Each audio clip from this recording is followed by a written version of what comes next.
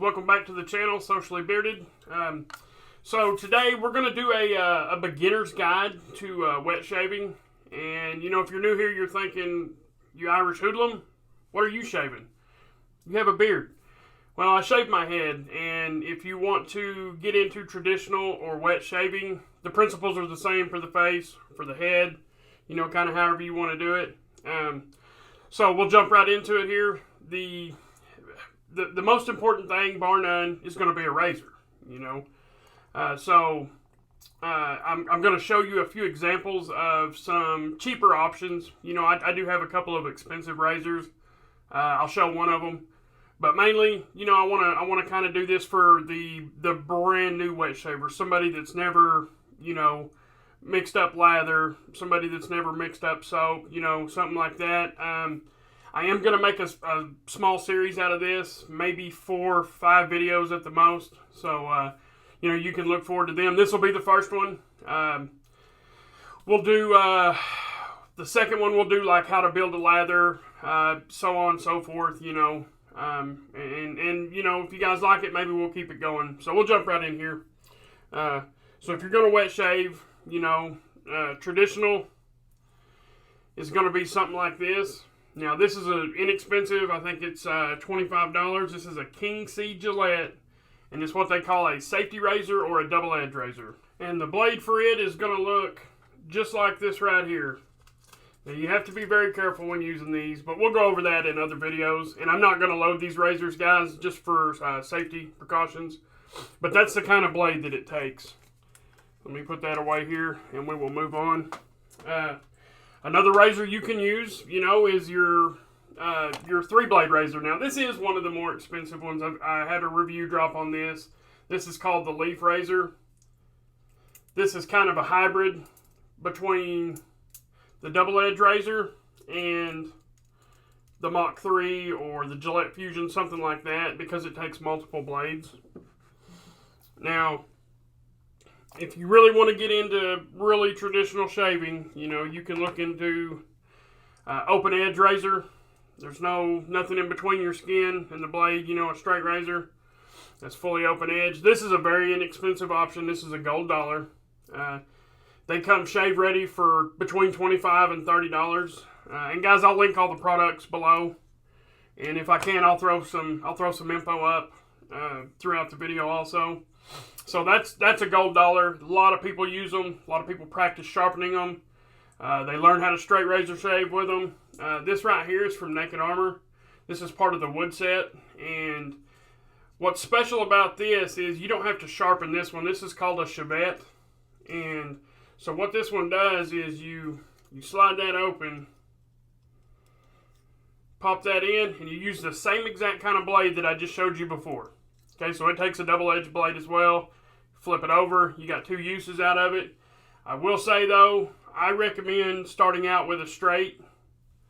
These are a lot sharper than a straight razor. The blade's so much thinner. I cut myself more with this versus a straight razor. Everybody's different, though. Some people recommend these right here. A lot of barbers will recommend a Chevette before a straight. For me personally, I go the other way around. So, you know, they're both pretty inexpensive. You can find inexpensive examples of them. So, you know, get both if you want. Try them both out. Whichever one you like better, go for it. And guys, in future videos, we'll do some slight straight razor stuff. We'll do some double edge razor stuff. You know, we'll do some different examples. Maybe I'll do a head shave and kind of split it up into 3 or 4 different styles of razor. And we'll kind of go from there and we'll see how everybody responds to the video, how everybody likes it, you know, all that. So, moving on, guys. Now, you move on to your cartridge style razor. Okay, guys, so a few examples of your cartridge style razors. This is a Harry's. And the reason these are called cartridge style razors is it's got a set of blades on it. You don't have to put actual blades in it. You just put the whole cartridge in there. You just throw that away, put a new one on. It's quick, it's simple, they work.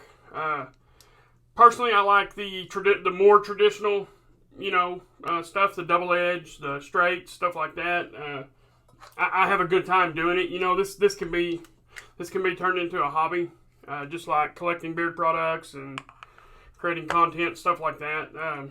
Another example, everybody knows Gillette Fusion. That's a pretty popular one. It tends to cause me more irritation than traditional methods as long as you're shaving properly, which in future videos, hopefully we can kind of get some of you beginners, to that point to where you're shaving properly. Here's a Defender that actually comes with a suction cup. Now, if you're wanting to save money for your first go around, this is probably the way to go. This is $6 and it's free shipping. So you really can't beat that, for first time use. It's really, really the way to go. Here's a Bic that I had found at the dollar store that we tried out. Bic was always pretty notorious for not being the best, but they're stepping their game up. This is better than the Gillette Fusion for head shaving for me, anyway. So guys, that'll kind of do it for examples of razors. Now let's move on to some other stuff. We'll go to like shave soaps and shave creams first.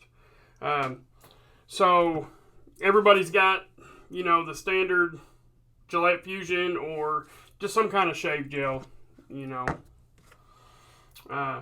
but if you find that you don't like that gel as much, you want to move up to something better, then me and we can be friends for sure. So that's when we get into a shave soap. I have a couple of different examples here. This is a product. This has animal product in it, so this is not vegetal or vegan. It has like beef tallow or bear tallow, stuff like that. They use fats from different animals in them. This right here, the green, the Parasso, this is from Italy, and most of your Italian products are going to be vegan. I don't know exactly why that is, but they both do the same thing. This is where you start talking about getting into using a shave brush and a shave bowl, or at least a shave brush for sure. Like I said, I'm going to do a how-to on how to lather, so we won't really get into any of that today just for time constraints. So, if you want to, if you want to immerse yourself in this hobby, then you're going to need, maybe a bowl or what they call a scuttle. I've got a few examples of them here. So, the first example is my favorite. This is a Captain's Choice bowl spun out of copper. This is a really, really nice piece. It's middle of the road for cost. And again, guys, I'll link everything below. You notice it's got ribs in here. It's got a place, like I kind of fill that up with soap, just a really, really thin layer. And then as you're working your brush along, that helps build the lather. It kind of agitates it. Helps with the lather. This is what they call a scuttle. So what you do with a scuttle is you fill this hole up right here with hot water.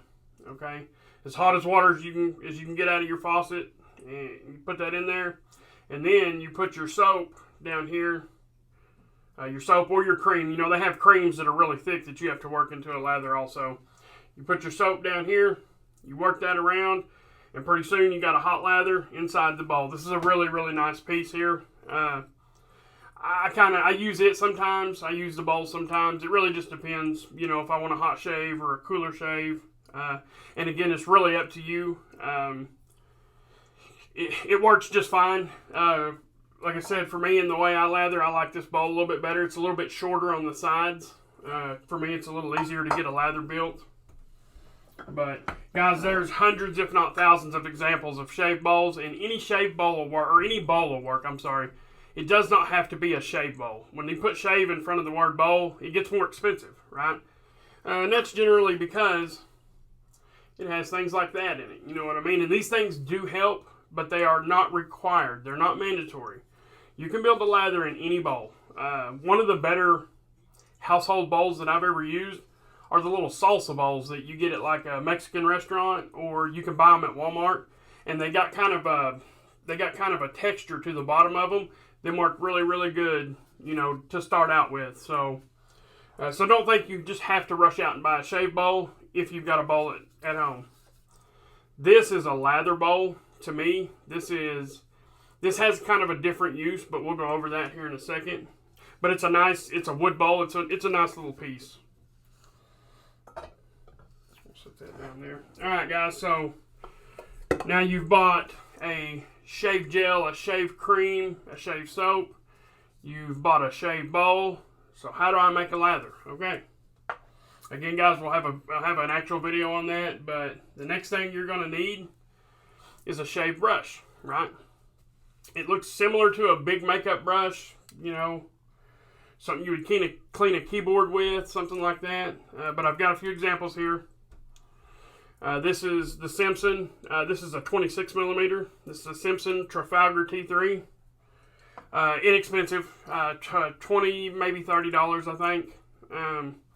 This right here is the Razor Rock 400. All these brushes that have a handle that's similar to this, they call them a 400, and I think it's because it's 400 millimeters, right there. What I like about this is it keeps your hand up out of the lather. So you got this little Yaki brush here, and this is going to be my recommended option to start out with because it's $11. I'll link where I got it down below, but it's called West Coast Shaving. But again, I'll link it below. So if I'm lathering with this brush, I'm going to get shaving cream part of the way up my hands, right? If I'm using that, you know, I can hold it back here, and I can do the same job without making a mess, or as bad of a mess, right? So, them brushes are going to be your synthetics. Again, I'm going to recommend that for the new guy, for the guy that's just starting. Just because these brushes right here, this is a Badger brush. It's Badger hair. These are a little bit harder to care for. They're not bad, but you have to wash them a little bit more frequently. You know, shampoo and condition them. This, that, everything else. It's kind of it's a little bit tricky. But again, like I said, I'll make another video on this. Your Badger brushes are always going to be a little bit more expensive. I think this one was